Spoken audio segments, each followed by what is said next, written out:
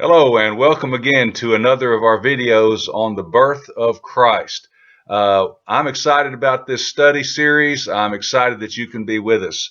And today we're going to continue thinking about that the birth of Jesus, as we're familiar with it, particularly as it's recorded in the New Testament books of Matthew and Luke, was not an afterthought by God, something that maybe as a last resort he was trying to try one more thing to reach out to sinful man and redeem them.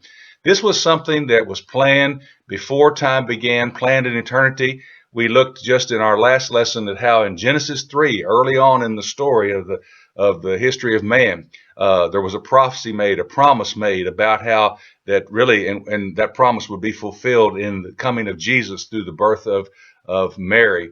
And today we're going to continue that thought, reaching back into some ancient prophecies. There was a man named Isaiah, a prophet of God, who lived in the 8th century before Christ. So this is something that was happening hundreds of years, just like those other promises and references to Christ were happening thousands of years before he was born.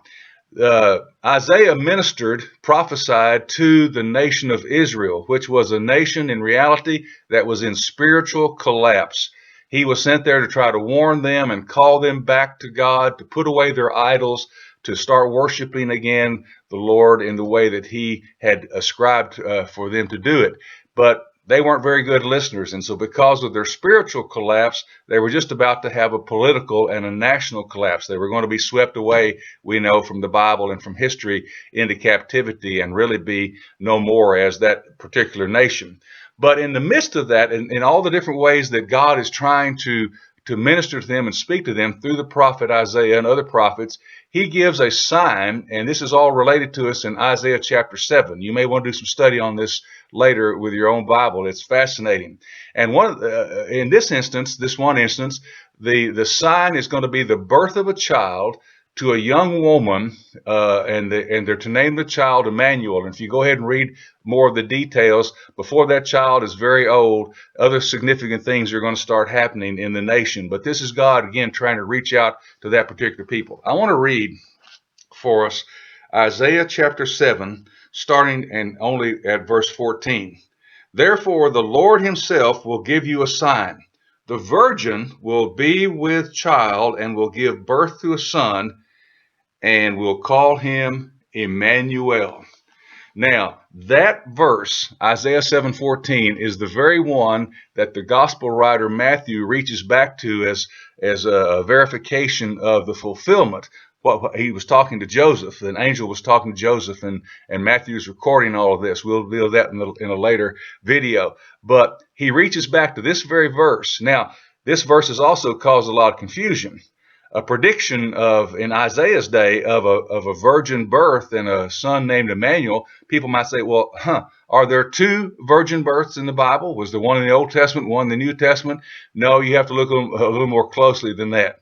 The Hebrew word, and the Old Testament was written in Hebrew, that's translated in most of our English translations as virgin, can also and very properly be translated as a young woman. And so really, there was not a virgin birth in the same sense that we think of with Mary and Jesus in going on in the days of Isaiah. A young woman is going to have a child by the natural means. They're going to name that child Emmanuel, which means God with us. We'll talk more about that as the series goes on.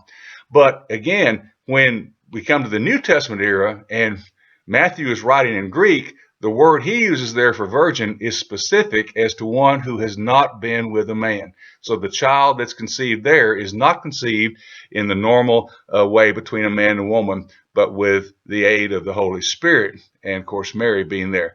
And so the prophecy is made, and this is an interesting thing about Old Testament prophecies. Oftentimes, there's going to be an immediate fulfillment just within the next few years or a few decades or something. And then there's that long-term fulfillment, which has to do with Jesus, which is really the greater one and the more significant one, particularly as it pertains to us today.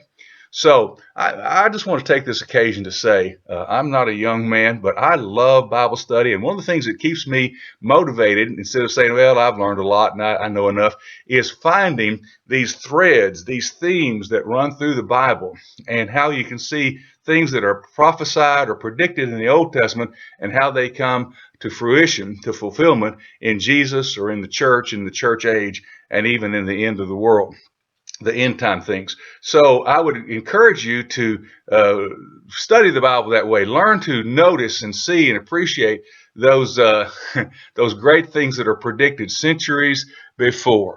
We're going to stop there today. We'll pick up with some more from Isaiah tomorrow. You have a great day.